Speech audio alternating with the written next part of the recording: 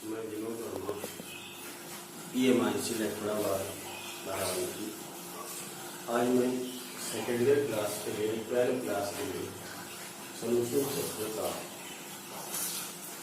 Osmotic pressure या osmosis और measurement of osmosis finance type इसके करेंगे बात।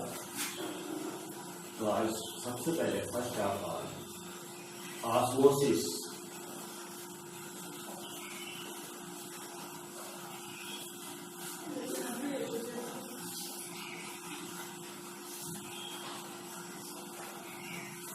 ऑस्मोसिस यानी परासरण क्या है?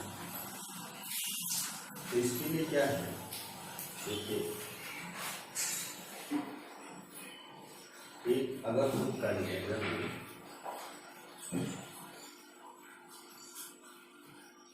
और उसमें दो सॉल्यूशन को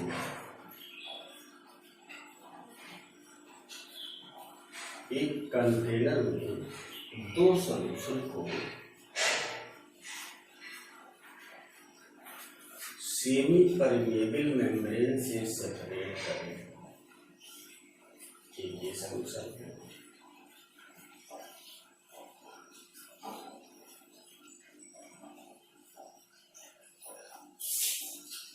देखिए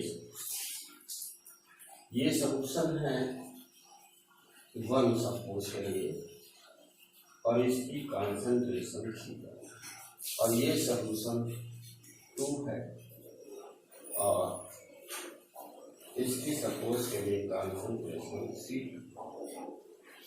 दो सॉल्यूशन हमने लिया है और ये है सेमी परमेबल मेम्ब्रेन अर्धपारगम्य।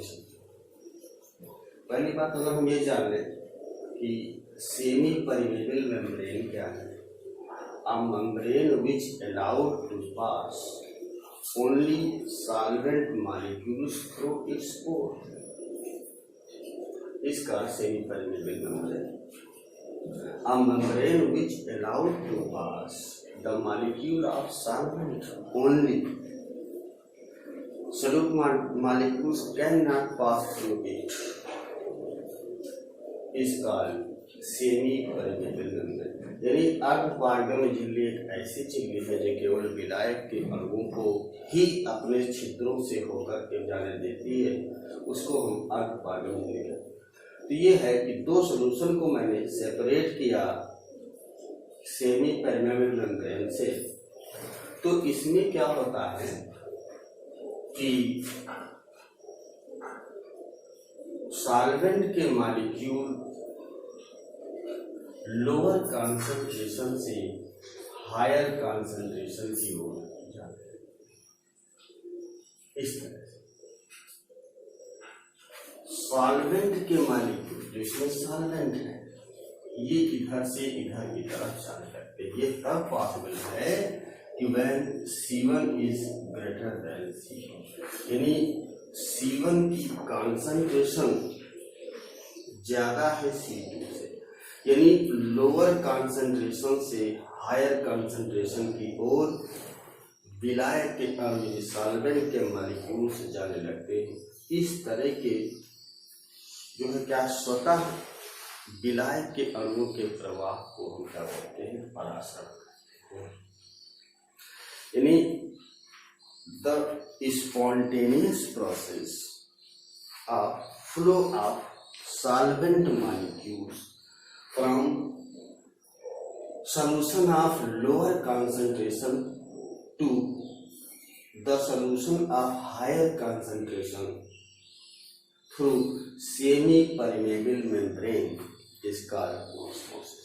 यानी ऑस्मोसिस क्या है, सॉल्वेंट के मॉलिक्यूल का कम कंसंट्रेशन के सॉल्यूशन से हायर कंसंट्रेशन के सॉल्यूशन की ओर अगर जाने लगे, जिसमें सेमी परमेबल मेम्ब्रेन का होना आवश्यक है, इन दोनों को हम सेपरेट करना चाहिए। तो इस तरह के जो स्पॉन्टेनियस फ्लो है, स्वतंत्र प्रवाह है, इसको जो है क्या बोलते हैं कि ऑस्मोसिस कहते हैं। अब देखिए दो सॉल्यूशन इसमें अगर हम सॉल्वेंट को भी ले, अगर हम ये देखिए इस तरह से ये सेमी परमेबल मेम्ब्रेन ले लिया सपोज के लिए, ये क्या है एसपीएम सेमी परमेबल मेम्ब्रेन है। तो एक तरफ क्या है सॉल्वेंट भी ले सकते हैं और एक तरफ सॉल्यूशन ले लिया। तो सॉल्वेंट से सॉल्यूशन की तरफ फ्लो होने लगेगा, तो इस तरह को जो हम क्या बोलते हैं ये ऑस्मोसिस है। तो when we separate solvent and solution by a semi-permeable membrane, then the molecules of solvent start to flow from solvent to solution through semi-permeable membrane. Is also known as osmosis. तो osmosis में ये चीज जरूरी, कोई दो solution नहीं, solvent और इसमें हो सकता है। अब इसमें जो है क्या है कि हमें देखना है कि जो दो सोल्यूशन हैं, जैसे ये सोल्यूशन 1 और ये सोल्यूशन 2,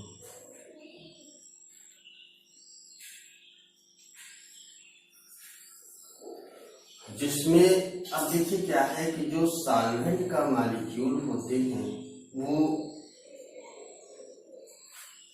दोनों तरफ। अब दिमाग में ये नहीं रखना है कि सॉल्वेंट के मॉलिक्यूल सिर्फ लोअर कंसंट्रेशन से हाई कंसंट्रेशन की ओर ही जाते हैं, ऐसा दिमाग में रखना है। इसमें सॉल्वेंट के मॉलिक्यूल्स सॉल्यूशन 1 से सॉल्यूशन 2 की ओर और सॉल्यूशन 2 से सॉल्यूशन 1 की ओर दोनों की तरफ चलते हैं। और क्या होता है कि जब इक्विलिब्रियम आ जाता है इनके बीच, तो भी दोनों की तरफ सॉल्वेंट के मॉलिक्यूल फ्लो कर रहे हैं। लेकिन इसमें देखिए क्या होता है कि सॉल्वेंट के मॉलिक्यूल किसी एक ओर ज्यादा चलेंगे, सॉल्वेंट के मॉलिक्यूल किसी एक ओर ज्यादा चलेंगे, और इसका मतलब है कि नेट फ्लो फिर वही माना जाए। दोनों तरफ होते हैं, जैसे एक तरफ इधर की तरफ मान लीजिए क्या है कि और इधर से इधर की तरफ 2 मॉलिक्यूल्स गए, तो अब इधर से इधर की तरफ ज्यादा गए हैं, इसका मतलब है नेट फ्लो इधर की तरफ है। तो फ्लो ऑफ सॉल्वेंट इधर की तरफ जाता है, इसका मतलब है कि ऑस्मोसिस इधर की तरफ है। तो दोनों तरफ वाटर के मॉलिक्यूल सॉल्वेंट के मॉलिक्यूल चल सकते हैं, लेकिन इसमें जो है क्या है कि हम इसको इस तरह से मानेंगे। अब इसमें एक चीज खास देखना है, तो ये चीज हो गया ऑस्मोसिस। अब देखिए अगर हम ऑस्मोसिस और डिफ्यूजन में थोड़ा सा अगर हम डिफरेंस देखें तो कैसे क्या होगा। ऑस्मोसिस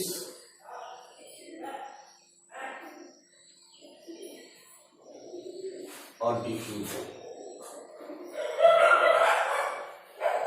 ऑस्मोसिस और डिफ्यूजन, देखिए ऑस्मोसिस में क्या है कि केवल सॉल्वेंट के molecule, only solvent molecule molecules migrate,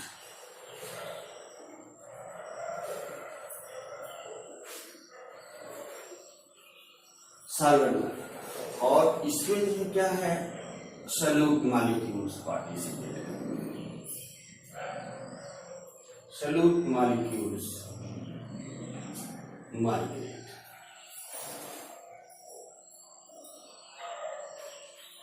ये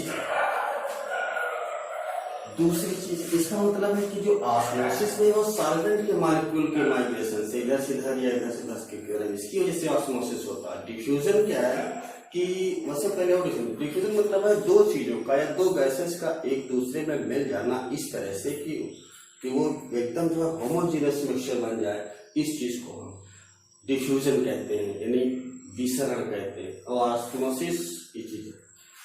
तो दूसरी चीज इसमें क्या है, इसमें semi permeable membrane is necessary.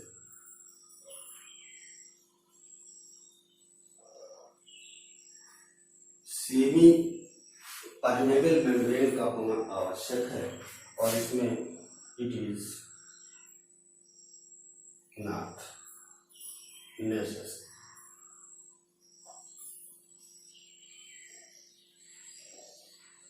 यानी सेमी परमेबल मेम्ब्रेन का होना आवश्यक है, ये चीज। अब ये चीज डिफ्यूजन है। तो इस तरह से कुछ ऐसी चीजें हैं जो ऑस्मोसिस और डिफ्यूजन में डिफरेंस को हम बता सकते हैं। तो अब हम देखते हैं कि ऑस्मोसिस क्या निकल गया है। तो osmosis is the spontaneous flow of solvent molecules from lower concentration to higher concentration or from solvent to solution through semi-permeable membrane is called osmosis। यानी परासरण क्या है कि विलायक के अणुओं का स्वतः प्रवाह अर्धपारगम्य झिल्ली से होकर कम सांद्रता से अधिक सांद्रता की ओर या विलायक से विलयन की ओर ही क्या कहलाता है, वो परासरण या ऑस्मोसिस कहलाता है। अब हम ऑस्मोटिक प्रेशर,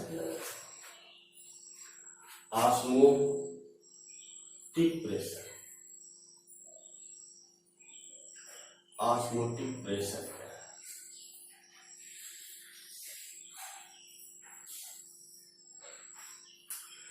देखिए, ऑस्मोटिक प्रेशर में क्या है, अगर हम एक एक्सपेरिमेंट से करें,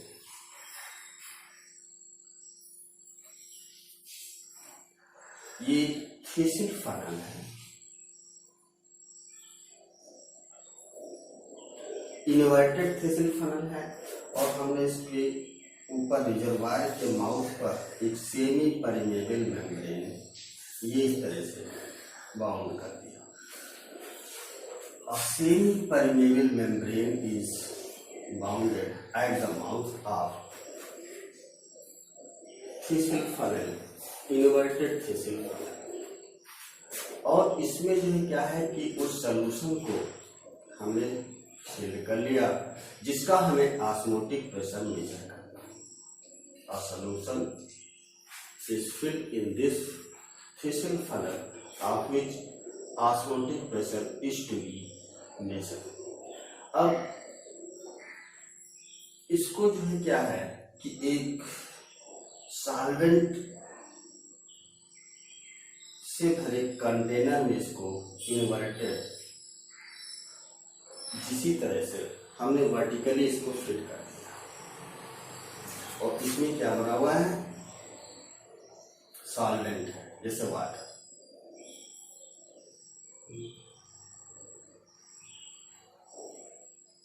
ये तो अब हम देखेंगे कि इसका लेवल सपोज करिए यहां से है, इनिशियल लेवल है L1 मान। अब इसमें ऑस्मोसिस शुरू होगा, जैसे इसमें सस्पेंड करेंगे वैसे ऑस्मोसिस शुरू होगा, तो वाटर से, और ये क्या है, सॉल्यूशन है, तो वाटर से सॉल्यूशन की ओर ऑस्मोसिस, यानी वाटर के मॉलिक्यूल इसमें spontaneously start to flow from water to solution through semi permeable membrane. तो ये इस तरह से शुरू हो जाएगा, सॉल्यूशन इसमें जाएगा। अब जब इसमें वाटर जाने लगेगा तो जाहिर बात है इसका वॉल्यूम बढ़ेगा, तो ये जो है क्या ये ऊपर राइज करना शुरू कर देगा, और ऊपर जो है क्या है कि चढ़ते चढ़ते चढ़ते चढ़ते जब एक समय ऐसा होगा कि ये जो है ऊपर चढ़ना बंद कर देगा। सपोज करिए कि इसका लेवल 2 है या फाइनल है, ये तभी चढ़ना ऊपर बंद करेगा जो ऊपर चढ़े कॉलम का जो ये प्रेशर होगा, जिसको हम हाइड्रोस्टेटिक प्रेशर कह सकते हैं। जब ये ऊपर चढ़े कॉलम का सॉल्यूशन का यदि लिक्विड का प्रेशर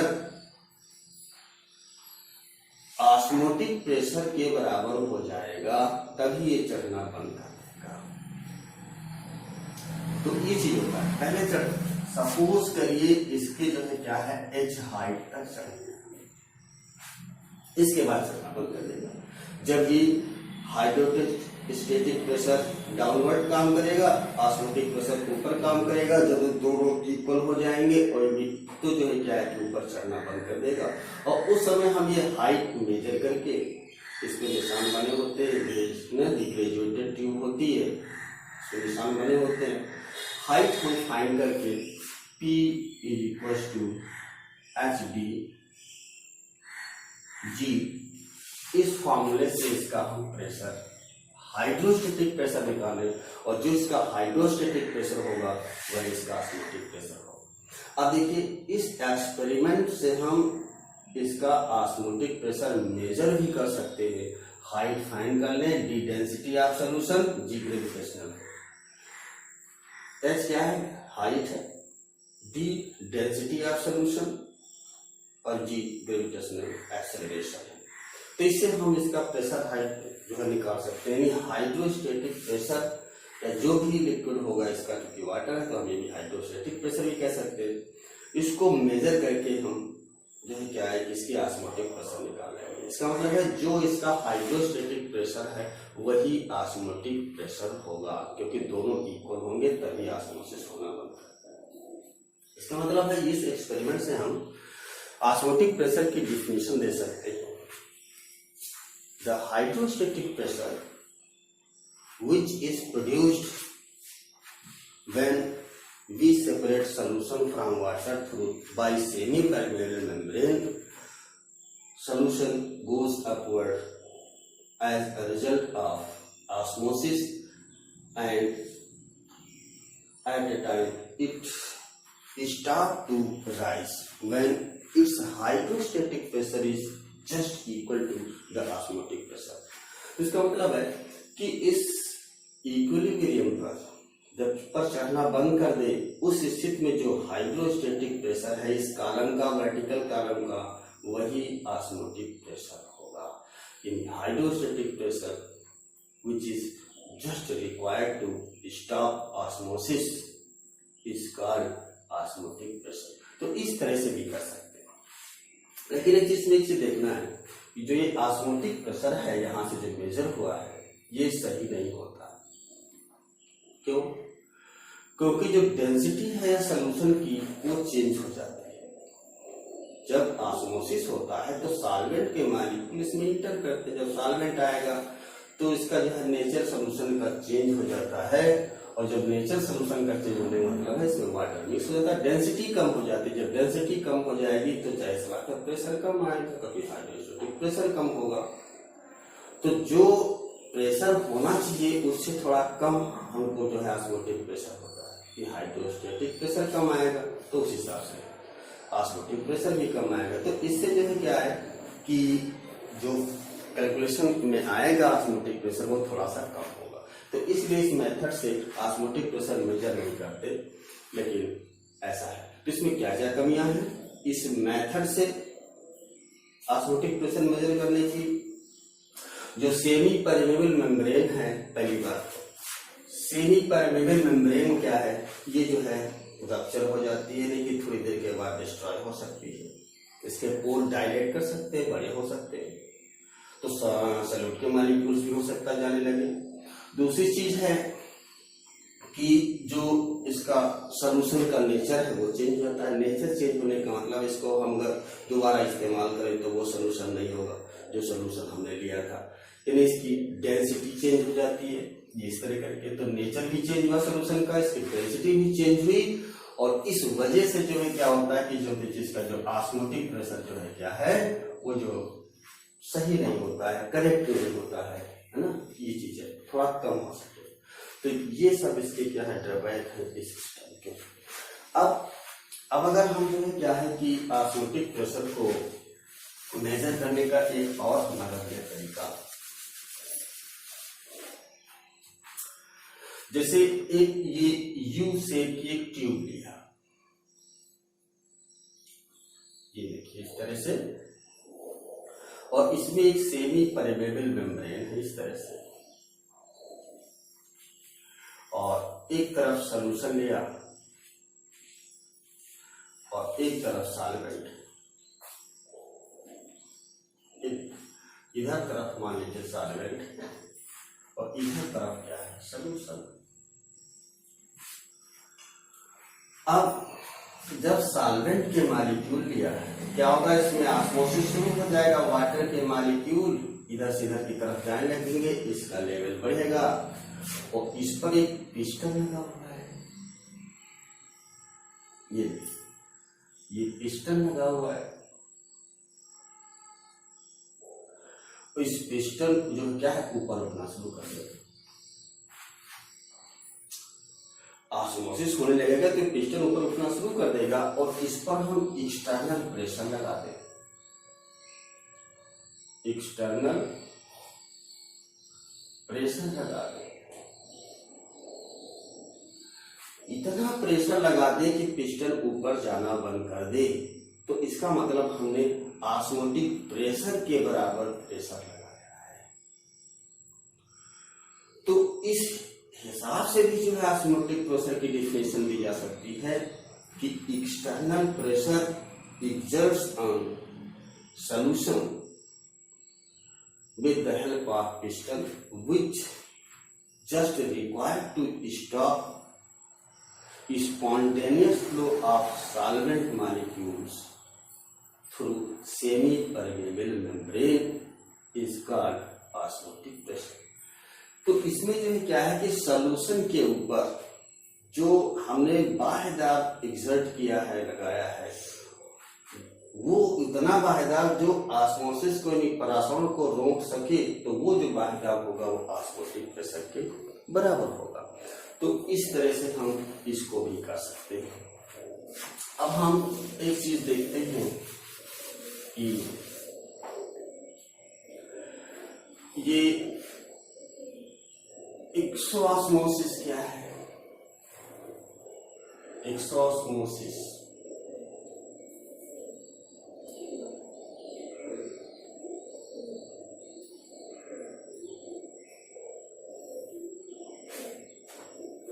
यानी बाह्य परासरण जिसको बोलते हैं। देखिए इसमें क्या है, अगर हम किसी सॉल्यूशन में एक सेल को डाल दिया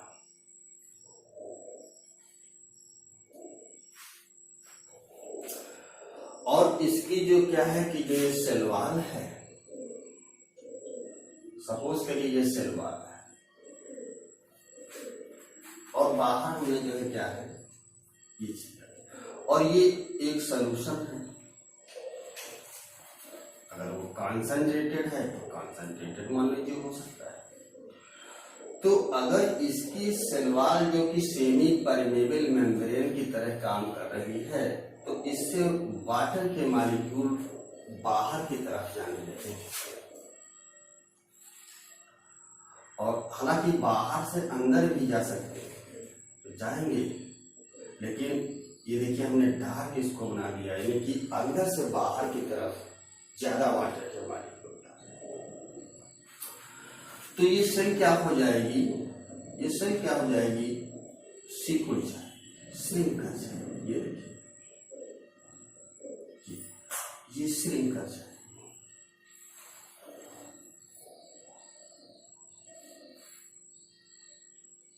सेल श्रिंक्स, इस चीज को बोलते हैं एक्सोऑस्मोसिस।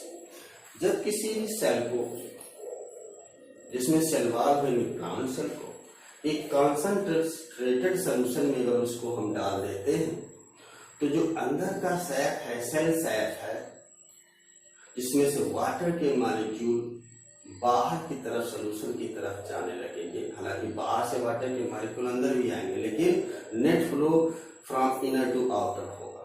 तो ये इस तरह से जाने लगे, क्योंकि कंसंट्रेशन बाहर का ज्यादा है सेल से, इसलिए बाहर की तरफ जाने लगेगी, जिससे सेल पहले से भी जो है क्या है श्रिंक कर जाएगी, कंस्ट्रिक्ट कर जाएगी, छोटी हो जाएगी।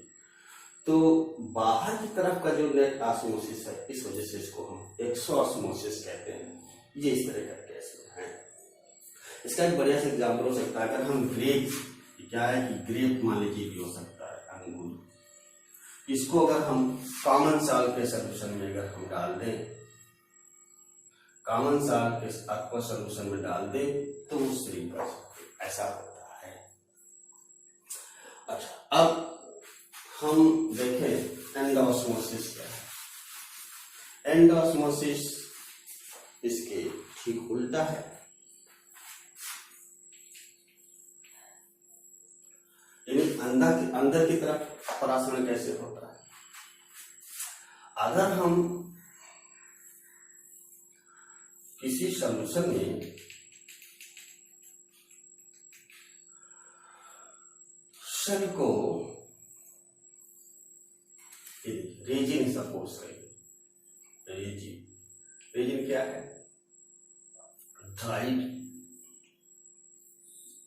Grep, partially dried,